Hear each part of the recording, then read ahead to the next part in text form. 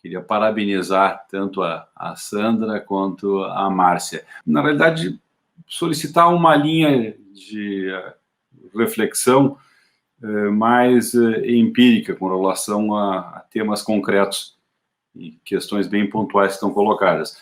Eu acho que no leque de reflexões que foram feitas pela própria Márcia Birin, a quem eu cumprimento e saúdo pela sua instigante reflexão, já se deu conta disso. Quer dizer, na realidade, na própria teoria geral do direito, sendo aqui o Márcia Euzinger,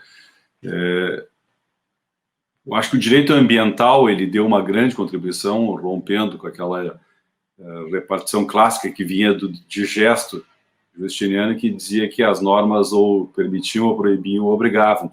E a Márcia referiu agora, que eu acho que é por aí que vai. Quer dizer, as normas indutoras. Quer dizer, aquelas normas que mostram para a pessoa que se ela se adequar a uma determinada prática, um determinado comportamento, ela tem mais a ganhar do que a perder. Onde é que nós vamos chegar, em última análise? E é o sentido das lives que nós estamos fazendo. É o papel do espaço público, é o papel do Estado.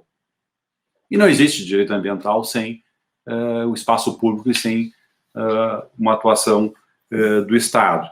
Em última análise, o que vai se colocar, e o constitucionalismo que revela isso, é o tema da dignidade da pessoa humana. Só que, lamentavelmente, nós estamos vivendo um período de retrocesso brutal, não só no Brasil, como no mundo.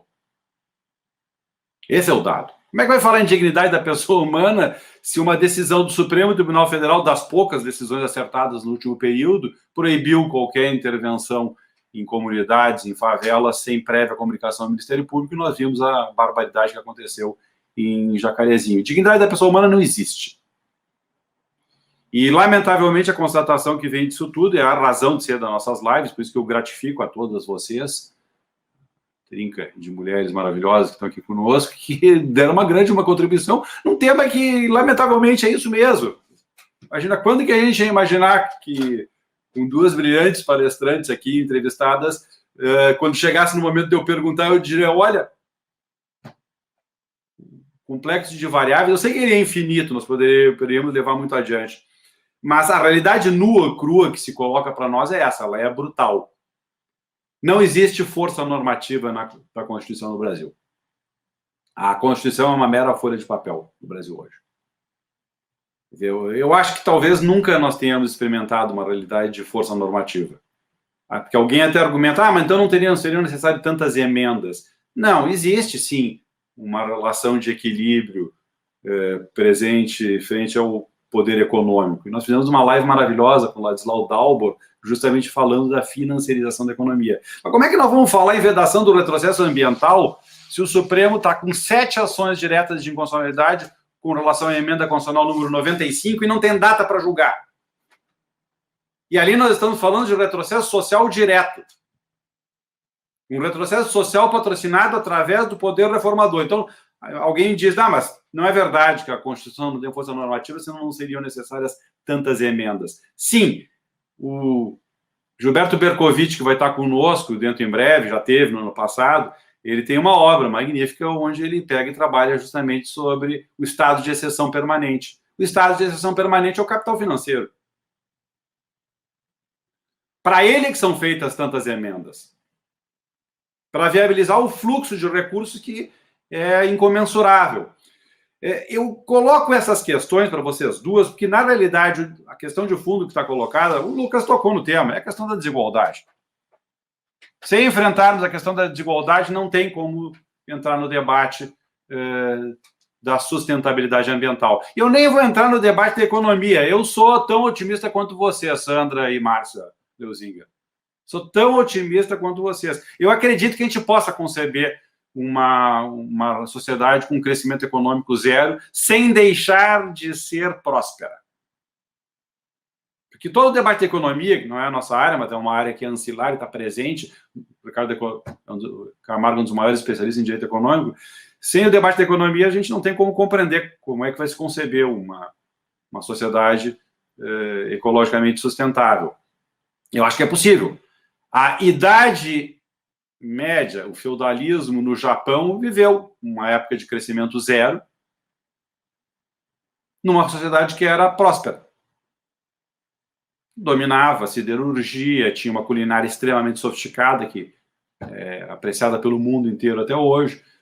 Só que aquela realidade acabou com as canhoneiras do almirante Martin Pelry, que chegou no porto de Tóquio e diz: olha, vocês participam do sistema de comércio internacional, nós vamos bombardear. E a realidade capitalista econômica entrou com tudo. Hoje é difícil pensar um país que consiga viver autarquicamente. Mesmo a Coreia do Norte, ela tem uma relação de dependência direta com a China. Ela não existiria. Inclusive como potência militar que se apresenta com uma ameaça nuclear.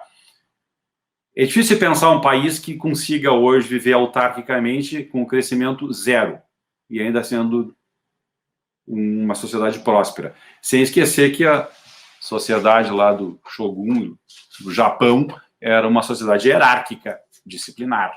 Podia ser próspera, dominar a siderurgia, dominar várias tecnologias, ter uma culinária sofisticada, mas cada um tinha um papel social, inclusive a mulher.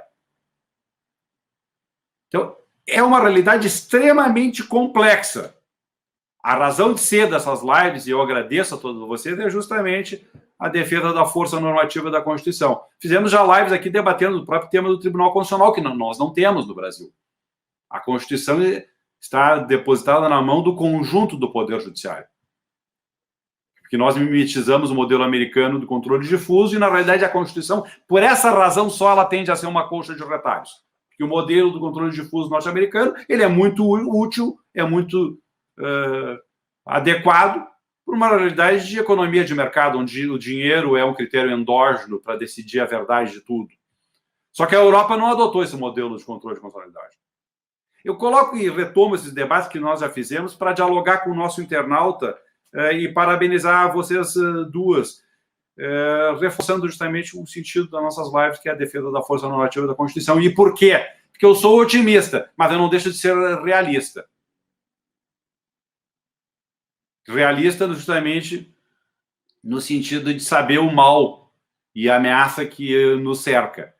Assim como foi revogado o artigo 192, aquele que previa um futuro, a possibilidade do tabelamento dos juros, e da sociedade dizer para o sistema financeiro o que cabe a cada um, eu não descarto. E há quem fale, desde a edição da Constituição de 88, a possibilidade de uma revogação do artigo 225. E há quem defenda. Que é justamente uma boia, um ponto de apoio para todo o debate da Prodab, de todos os defensores ambientalistas, mas eu não vejo, enfim, a impossibilidade de, nestas idas e vindas, e o direito é isso, é um fenômeno histórico, social e cultural, ele é sujeito a intercorrências, é sujeito a evolução, a involução. Agora, a solução para isso, sim, eu acho que passa por normas indutoras, mas com uma compreensão, com uma consciência social, onde o espaço público seja valorizado. E a Silvia Giuliani, minha amiga querida, atleta que participou da indagação, ela foi no ponto. Quer dizer, nós não temos sequer uma sociedade democrática onde existam laços de consentimento entre governantes e governados. As emendas constitucionais são feitas arbitrariamente, sem nenhuma participação da sociedade, para atender o sistema financeiro. Quer dizer, que dirá a preocupação em ter uma participação direta da sociedade em questões ambientais, que seria o imprescindível. Outras sociedades conseguiram chegar a esse grau de evolução. Basicamente, na Europa, a gente sabe que isso é muito presente. A preocupação com as pesquisas de opinião, a preocupação com o que inquieta a sociedade no dia a dia, a preocupação em fazer plebiscito e referendo. Quer dizer, eu tenho em vocês 3 parceiras justamente para fazer esse debate aprofundando ele. Tendo clareza, Lucas, acho que não, a gente não pode deixar nenhuma ambiguidade, que as políticas identitárias, os movimentos identitários, eles são imprescindíveis. Porque neles são imprescindíveis, sobretudo para se formar consciência. Porque é justamente naquilo que toca diretamente a pessoa que ela se mobiliza. Isso envolve todos os segmentos sociais, todos. Desde as questões da luta feminista, as questões da luta do movimento negro, as questões indígenas, enfim, todas as questões identitárias são fundamentais. O que não pode haver é uma capitulação por uma lógica manipulatória que tenta fragmentar. É aquilo que os romanos falavam, o divide et impera. Quer dizer, esta é a dinâmica, sim. que hoje, lamentavelmente, a gente vê. Talvez essa tenha sido a sinalização que o Lucas fez com um quê de crítica, mas é uma crítica não à legitimidade, à imprescindibilidade das lutas identitárias, mas sim à manipulação a que elas se submetem. E por quê? Porque sim, é aquele velho ditado, me perdoe, um ditado popular, né? Em casa onde falta pão, marido e mulher brigam. Então, na realidade, esta é a dinâmica assim, que se tenta fazer. Uma dinâmica de briga de todos contra todos, mas enquanto isso, a boiada vai passando, como dizia o sujeito que quer desmantelar o sistema protetivo ambiental. Então, reflexões como essa são imprescindíveis, fundamentais, eu só tenho a agradecer e a parabenizar. A indagação que eu teria para colocar, ela diz respeito, sim, ao debate da força normativa da Constituição. Eu já disse que, se a gente pegar aquela classificação do Lowenstein, ontológica das constituições, eu até cheguei um dia a acreditar que a nossa Constituição já passasse a ter uma força normativa, no sentido dela vincular e ser imperativa para as forças econômicas, sociais e políticas. Até acreditei que isso fosse possível. Mas eu acho que sem um tribunal constitucional e sem uma mudança, uma reforma política que garanta plebiscito e referendo para absolutamente tudo, e portanto, algo que mexa no Estatuto do Poder, que é o que ficou pendente na Constituição de 88, porque ela não foi exclusiva, nós não vamos conseguir. Agora, sim, acho que a academia tem um papel fundamental na sofisticação das normas indutoras. Porque, sim, não é por nada que as pessoas começam a fazer conversão para sistemas alternativos de energia, até a questão da energia solar, porque elas fazem conta, a pessoa faz uma conta, olha, se vai custar mais barato, eu vou instalar energia solar, porque eu sei que em tantos anos eu vou, enfim, ganhar o dobro daquilo que eu despenderia consumindo energia elétrica, consumindo gás. Então, agora isso funciona como? Com subsídio estatal. Não tem sociedade que tenha implantado um modelo alternativo sem ter uma política oficial, e aí o espaço público ele é imprescindível. Então, eu estou dialogando com a classificação ontológica do Lowenstein, porque eu ainda acho que a gente não tem uma Constituição meramente semântica, que essa é a própria das ditaduras. Acho que sim, o Inominável, ele preconiza isso. Ele gostaria que nós tivéssemos uma Constituição meramente semântica, que é própria de uma ditadura, que é um mero aparato simbólico. Agora, a nossa Constituição era nominal justamente naquilo que o Lowenstein identificava como uma Constituição nominal. Ela é uma Constituição que tem um sentido pedagógico. Quem lê o artigo 225 entende, faz sentido o que está aqui. Faz sentido que eu não posso pegar e destruir a natureza sem repor, sem devolver para ela. Naquela metáfora de uma espaçonave, onde, para que eu possa sobreviver, eu tenho que renovar aquilo que eu estou consumindo. Só que na sociedade complexa como a nossa, com bilhões de pessoas no planeta Terra, sem haver uma compreensão comum disso, e isso passa pelo tema da desigualdade. O Dalbor, ele colocou com muita propriedade, se nós dividíssemos numa conta simplória o PIB do planeta, seria possível uma renda per capita de 11 mil reais por mês para cada cidadão no mundo, para cada habitante do mundo. É uma boa renda. Se nós considerarmos, gente, que a população do Brasil, isso é dado no último censo do IBGE, que estão querendo, inclusive, adiar. A metade da população do Brasil vive com um salário mínimo. É uma desigualdade gritante, brutal, e a Constituição de 88 sinalizou no sentido da superação disso. E é isso que está sendo desmantelado. Ou seja, nós estamos vivendo um pleno retrocesso social, que dirá a nossa defesa da vedação do retrocesso ambiental. A pergunta, como eu disse lá no início, é de ordem bem pragmática. Pelo conhecimento, pela experiência, pelo estudo que vocês duas têm, que eu já me maravilhei, me deslumbrei muito nos congressos do Instituto Brasileiro de Advocacia Pública. O que nós podemos esperar das tragédias de Mariana e Brumadinho?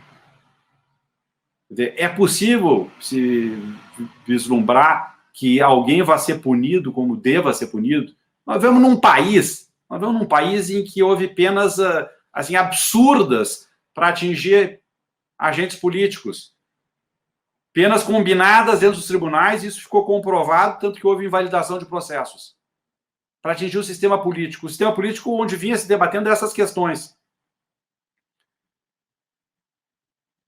Agora, eu não vi nenhuma prisão em flagrante depois das tragédias. E eu não tenho notícia de que haja uma reparação plena e satisfatória. Dentro de uma dinâmica de uma cultura utilitarista. Nós vivemos numa realidade de uma cultura utilitarista. A pergunta que eu teria para fazer é a pergunta que o Ricardo fez, que a Márcia Birin fez, que o Lucas fez, quer dizer, que é a grande questão e a razão de ser de todas as lives que nós estamos fazendo. Como que nós vamos reconciliar os objetivos de desenvolvimento econômico, de solidariedade social e de liberdade política, de tal forma que se possa assegurar a coesão social e o desenvolvimento humano respeitando o meio ambiente. Eu peço que vocês teçam considerações sobre os cases, Brumadinho e Mariana, para ilustrar um pouco mais os internautas sobre o quão nós carecemos de uma força normativa da Constituição. E não é por falta de boas leis, mas rigorosamente o que nós vivemos é a tragédia onde os meios comprometem o direito substantivo. Por favor, com a palavra. Eu só queria perguntar uma coisa. Essa vai ser a nossa última intervenção? Já nos despedimos ou não? Não. Ah, ok. Bom, ao final tem uma rodada. O Lucas é que é o nosso mediador, mas eu respondo. Ao final tem uma rodada e vocês duas terão a última palavra. A rodada será daí na ordem o Ricardo, a Márcia, o Lucas e eu como despedida. Mas aí a fala é livre. Depois da manifestação de vocês. De agora. E aí, então, depois que nós fizermos a rodada final, vocês é que encerram o nosso evento. Uma palavra derradeira. Tá bom. Bom, primeiramente, eu só queria cumprimentar minha querida Silvia Capelli, que está nos assistindo, e mandar um beijo. Eu quero começar respondendo a tua pergunta, Paulo, com um fato que você citou, que foi a chacina de Jacarezinho. Os meus últimos 2 anos como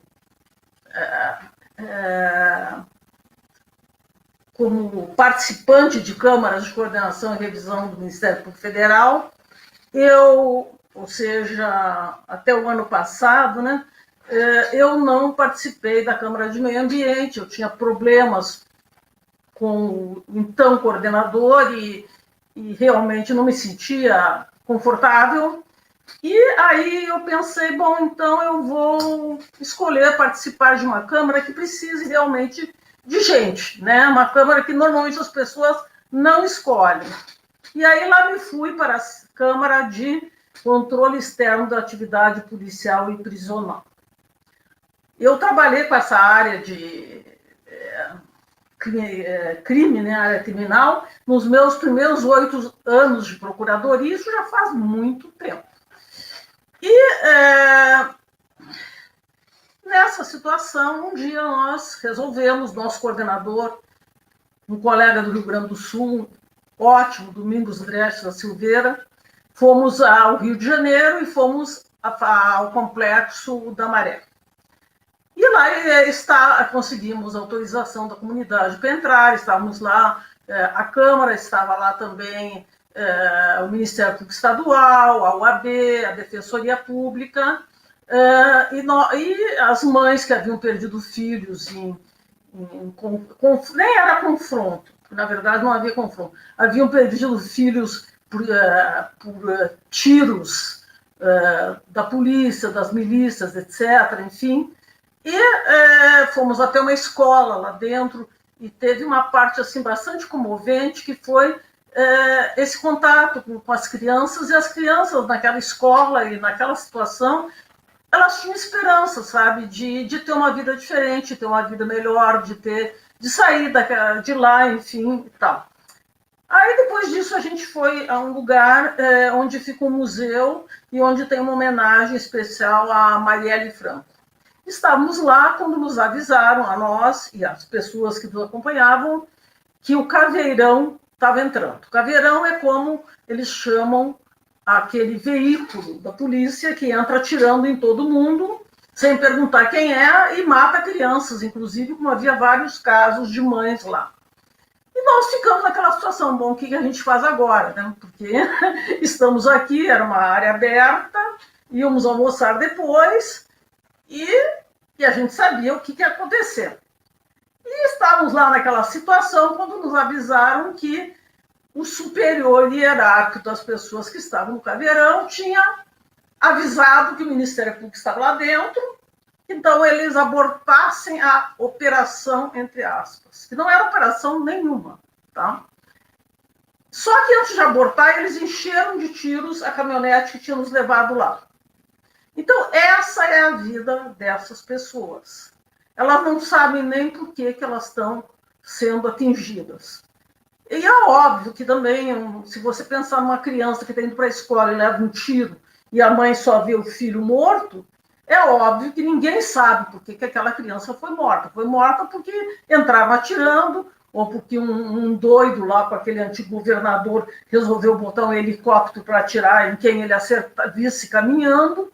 Essa é a realidade das favelas do Rio hoje. Infelizmente, é essa. É isso.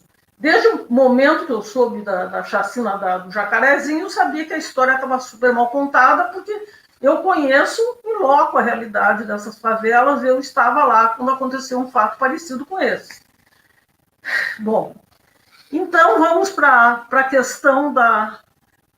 Evidentemente, quando a nossa Constituição foi promulgada, eu acho que foi um grande momento para nós brasileiros, para nós que saímos de uma ditadura longa, que, para quem viveu, enfim, foi realmente muito pesada, foi muito dolorosa, a gente não tinha nem confiança em quem estava do lado, a gente tinha dificuldade até de falar, a gente se sentia vigiado, a gente perdeu amigos, perdeu colegas. Então, foi um grande momento, realmente, essa nova Constituição, em todos os sentidos, não só no ambiental, em todos.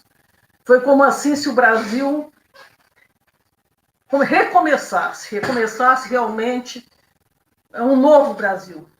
Mas, com o tempo, a gente foi vendo que as coisas não eram bem assim, né? E cada vez mais elas foram se tornando não bem assim. E eu acho que como a Márcia também já pontuou, os tribunais colaboraram bastante para isso. Realmente, volta e meia, a Constituição é rasgada em decisões da Suprema Corte, a gente sabe disso, não é? E, então, hoje a gente tem uma Constituição de fachada. E eu rezo todo santo dia, como você mesmo falou, que esse artigo 225, pelo menos, permaneça ainda algum tempo até que a configuração atual do Congresso e do Executivo mude para melhor, se é que isso vai acontecer. Mariana eu acompanhei muito de perto, como eu disse, no dia que aconteceu, eu comecei a acompanhar. Foi um desastre enorme, um desastre, uma tragédia previsível. Havia rachaduras naquele tanque. A fiscalização ambiental do Estado tinha passado lá e não tinha tomado conhecimento daquelas rachaduras. O tanque estava colocado numa posição muito mais elevada em relação à vila lá de Bento Rodrigues. Portanto, obviamente, se alguma coisa acontecesse, ia destruir aquele vilarejo, como efetivamente destruiu, não é? Pessoas morreram, pessoas perderam tudo. As pessoas foram levadas para uma espécie de hotel onde a imprensa não podia chegar e nem falar com elas, o que era muito estranho, muito esquisito, porque, afinal de contas, se não houve dolo, né? Por que ninguém podia falar com aquelas pessoas, com aqueles atingidos, com aquelas pessoas que foram vítimas daquela catástrofe? Mas não podiam. Até hoje, ninguém recebeu absolutamente nada. Uma empresa foi criada para administrar, a empresa tem na sua direção uma pessoa que já foi processada por atos de corrupção.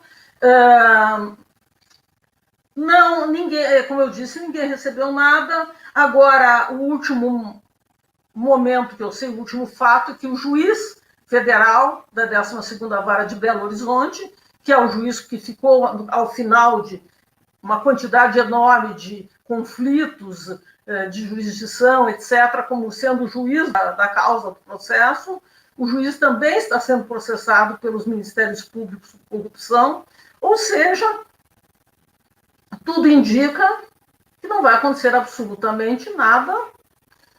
Eu, uma época, até sugeri, eu conheço uma cidade na França que foi destruída pelos alemães no dia em que os aliados desceram na Normandia. E essa cidade ela foi mantida exatamente como ela ficou quando os alemães passaram, incendiaram a igreja com as mulheres e com as crianças dentro e destruíram o resto da cidade. Ela ficou como um testemunho para que isso não acontecesse mais. Eu acho que é o que se pode fazer com Bento Rodrigues. Seria uma boa sugestão, que fique como testemunho, para que nunca mais aconteça. Duvido que vá acontecer isso, mas seria para mim, tá? Pelo menos alguma coisa para quem não recebeu nada e provavelmente não vai receber. Brumadinho, segundo eu sei, ainda estão achando corpos. Quer dizer, então a situação ainda é pior. E também são as mesmas empresas. É a Samarco, é a Vale, é a Billington, é as mesmas. E o que aconteceu com essas empresas? Absolutamente nada. Eu vi até agora, há pouco tempo atrás, que as ações da Vale subiram. Então, esse é o Brasil que nós vivemos, essa é a terra que nós vivemos. É aqui que a gente está vivendo. Como é que a gente muda isso? Eu fui procuradora eleitoral no Rio Grande do Sul, no Rio de Janeiro, e fui vice-procuradora-geral eleitoral, como o Ricardo... Não, você, Paulo, falou no início. Eu acho que isso se resolve com a educação. Isso se resolve podendo dar conhecimento ao povo das pessoas em que eles estão votando, das pessoas que eles estão elegendo para cuidar das suas vidas, não é? E isso não existe no Brasil, não existe mesmo. Nós não temos uma imprensa absolutamente isenta, nós não temos um povo que sabe, que conhece aqueles candidatos no qual ele vota. Nós temos atualmente um Congresso que deve ter sido um dos piores da nossa história, e um executivo idem. E isso não vai mudar se tudo isso não mudar antes. Agora, para mudar isso antes, tem que mudar profundamente a educação do povo. E eu me lembro de uma frase que os militares diziam na época da ditadura, quando eles criaram o Mobral: vamos acabar com isso, porque a gente está ensinando essa gente para votar contra nós. Então, honestamente, eu acho que a gente tem que ter esperança que toda essa configuração política mude. Toda. Que o Congresso mude, que o Executivo mude, que a gente possa ter pessoas que realmente se preocupem com o povo brasileiro, com as pessoas que têm menos, com as pessoas que precisam de auxílio, de ajuda, que se preocupem com como vai viver esse povo, não é? Qual é a terra que os filhos deles vão herdar, qual é o mundo que a gente vai deixar para eles. A gente tem que mudar profundamente a mentalidade do povo brasileiro. E isso é uma coisa extremamente difícil, não é impossível, obviamente que não é impossível, mas precisa haver vontade política. E desde que o Brasil foi descoberto, nunca houve essa vontade política. Então, eu quero esperar que haja, mas tenho muito, muito pouca esperança.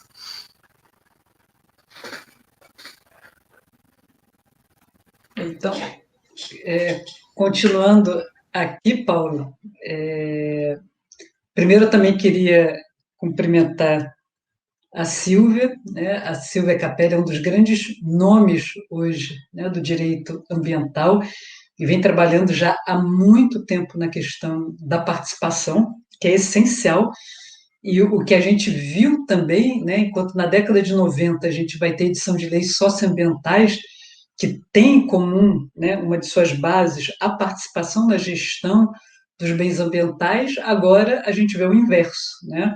A gente vê o aniquilamento de qualquer possibilidade de participação, né, em qualquer seara de proteção de meio ambiente, o que é muito triste, né? Então, o retrocesso nesse ponto é absurdo. Eu acho que a Silvia vem sofrendo bastante com isso e, infelizmente, vamos ver quando é que a gente vai conseguir, né, reverter esse estado de coisas, né?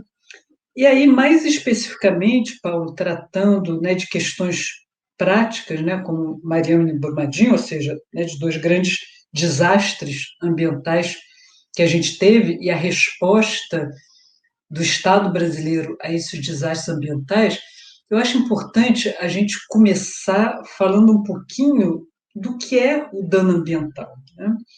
Porque o que as pessoas não têm consciência ou conhecimento é que o dano ambiental não pode ser tratado como um outro dano qualquer, não um dano que acontece no meu carro. Alguém bate no meu carro e aí, se eu tiver dinheiro, eu vou na oficina, conserto o carro. E, em geral, ele vai voltar a funcionar normalmente. O dano ambiental, ele não se comporta assim.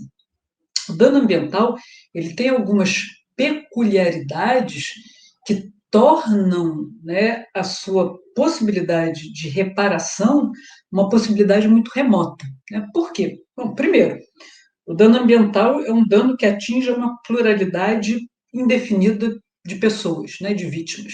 A gente nunca vai conseguir saber todos que foram atingidos por aquele dano, ainda que possa parecer um dano bobo, né, um dano pequeno. Segundo, é um dano que não respeita fronteiras políticas. Então, o dano acontece, sei lá, no Rio de Janeiro e ele pode, né, produzir efeitos até o norte do Brasil.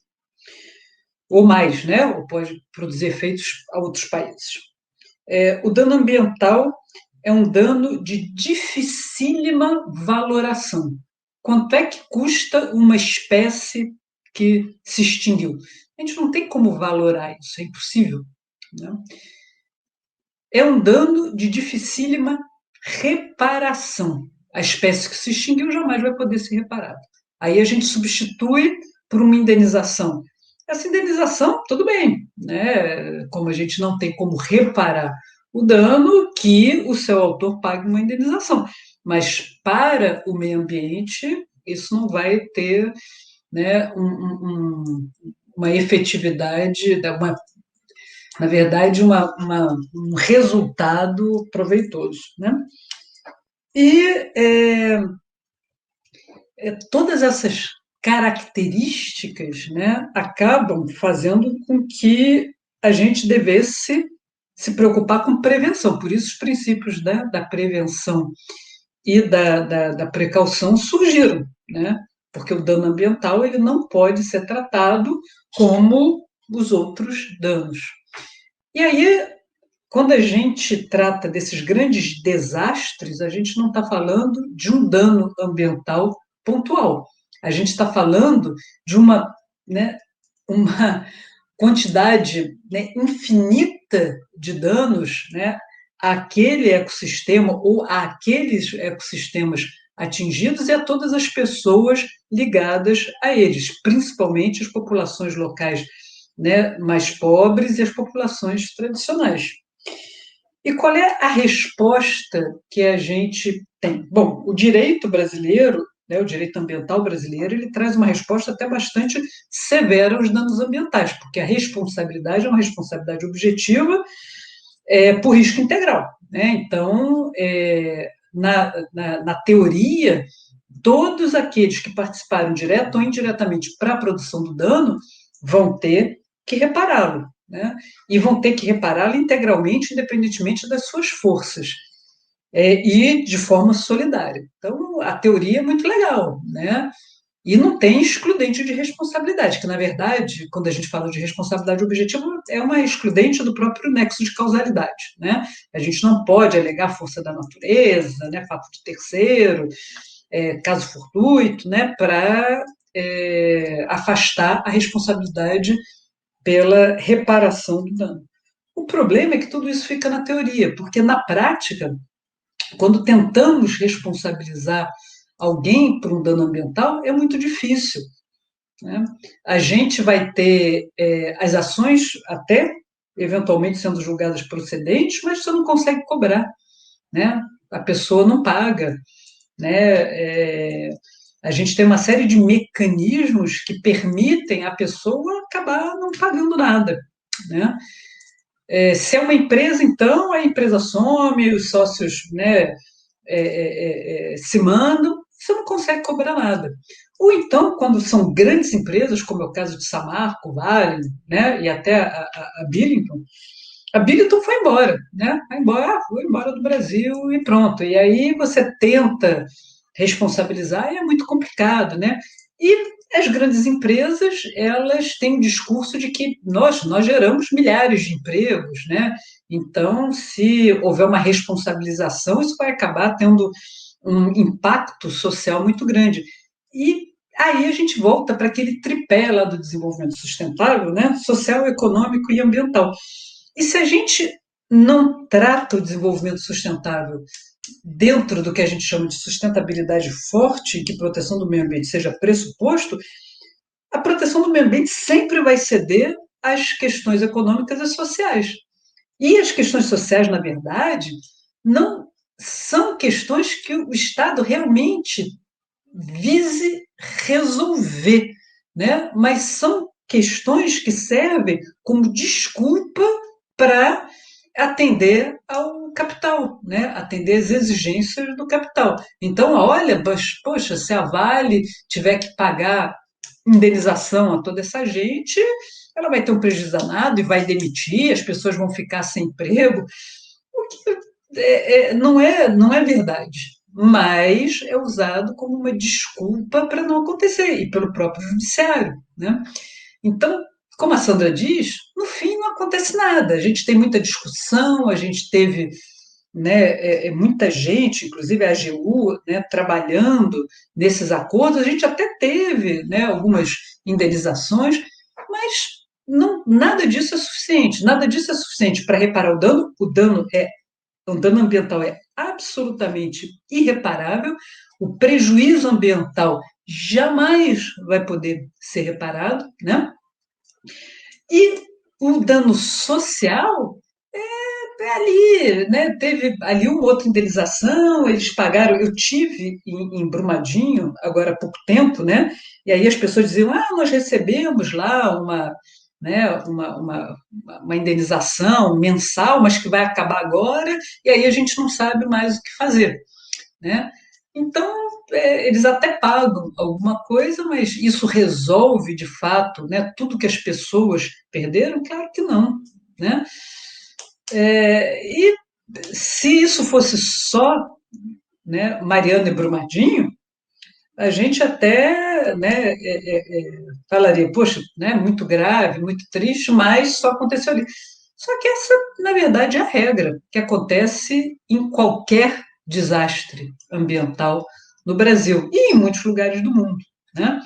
O meio ambiente não vai jamais ser recuperado, as pessoas que sofreram os danos, alguns ainda recebem alguma coisa, mas que não é suficiente, né, para reparar os danos que eles sofreram, né, no seu modo de vida, né, em relação à sua forma, né, de viver, e fica tudo por isso mesmo, porque o importante é que as empresas continuem a produzir, que as empresas continuem a gerar riqueza, que as empresas continuem a gerar empregos, e esse é o discurso que nós temos, né?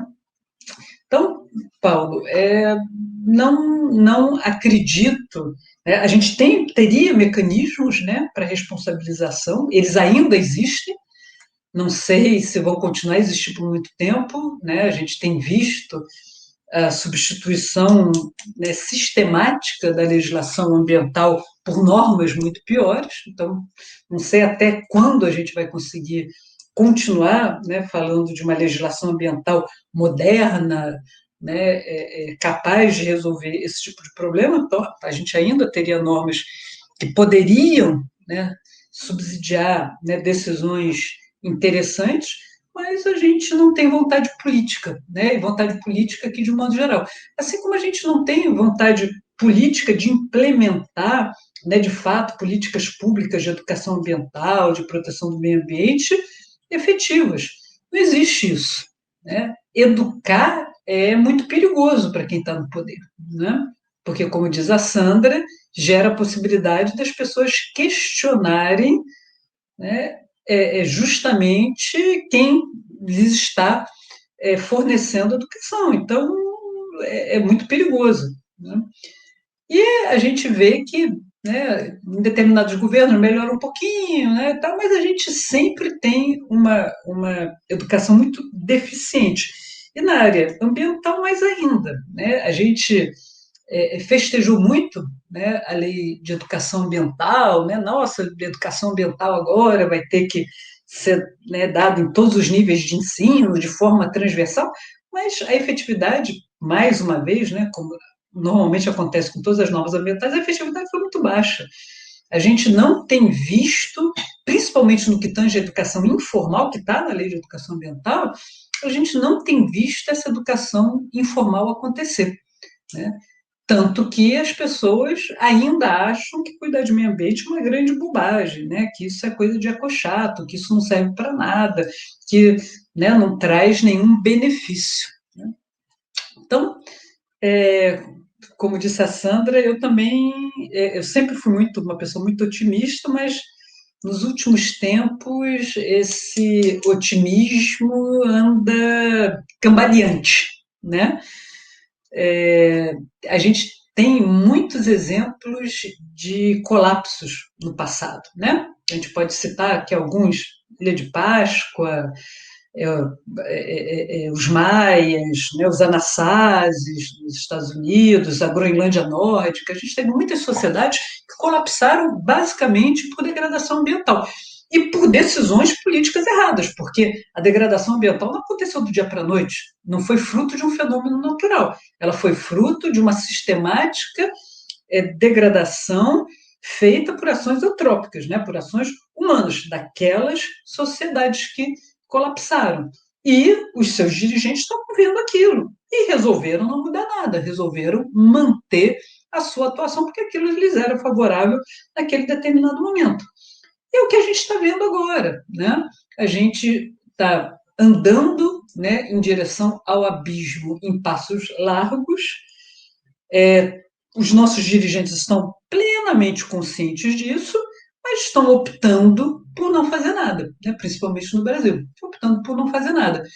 E aí, como diz Diamond, né, no final do colapso, assim como os habitantes de Páscoa não tiveram a quem pedir socorro, né, quando eles já não tinham mais como produzir comida, se tornaram canibais, não tinham mais sequer como construir canoa para pescar, porque não tinha mais uma árvore na ilha, eles cortaram até a última palmeira para poder, né, transportar os seus moais, que eram símbolos de poder, assim como eles não tiveram a quem pedir socorro, porque era uma ilhazinha no meio do Pacífico, e não tinham, né, ninguém para resgatá-los. Nós somos um planeta, né, no meio de um sistema solar em que, até onde se sabe, né, não tem nenhum vizinho habitado que possa nos socorrer. Então a gente vai entrar em colapso e vai ficar por isso mesmo. E, assim, eu acho que para o planeta, se a gente não arrastar todas as outras espécies juntas, para o planeta vai ser um grande negócio se a espécie humana desaparecer, né? Porque as outras espécies, apesar, né, de nós estarmos vivendo um momento de extinção em massa, né, chamada sexta extinção, só comparável com o que aconteceu na época, né, dos dinossauros, por exemplo, de outra meia dúzia de eventos similares desde que a vida surgiu, só que dessa vez em função das ações humanas, né, que está levando as espécies à extinção. Se a espécie humana desaparecer, o que restar, né, de espécies vai ser suficiente para depois, com o fenômeno da especiação, né, da criação de novas espécies, repovoar esse planeta e pronto, e elas viverem em paz, né, tranquilas. Então vai ser um grande negócio. Agora, para nós não, né, vai ser um péssimo negócio. Só que a gente não pode nem reclamar, porque isso está acontecendo única e exclusivamente fruto da nossa vontade, né? E a sociedade não pode botar a culpa só no governo. Ah, por que esse governo? Porque que nós estamos fazendo em relação a isso, né? Que pressão nós estamos fazendo? A gente está indo para a rua, a gente está, né, reclamando, a gente está cobrando os dirigentes, a gente está fazendo pressão? Não, né? Então, é nossa culpa também, é culpa de todos nós. Nós estamos, por nossa vontade única e exclusiva, né, caminhando para a extinção da espécie humana. Só lamento, assim, mas nem lamento tanto, porque eu acho que, como eu disse, para as demais espécies vai ser um grande negócio, né? Triste para a gente, mas é isso aí, né? Acho que não muito otimista, né, para um sábado à noite, mas enfim, não tenho muitas mensagens aqui de esperança, não. Agora, como eu disse, a gente ainda está dentro de uma janela de oportunidade, né? Quem sabe as pessoas não acordem a tempo e consigam evitar isso, né?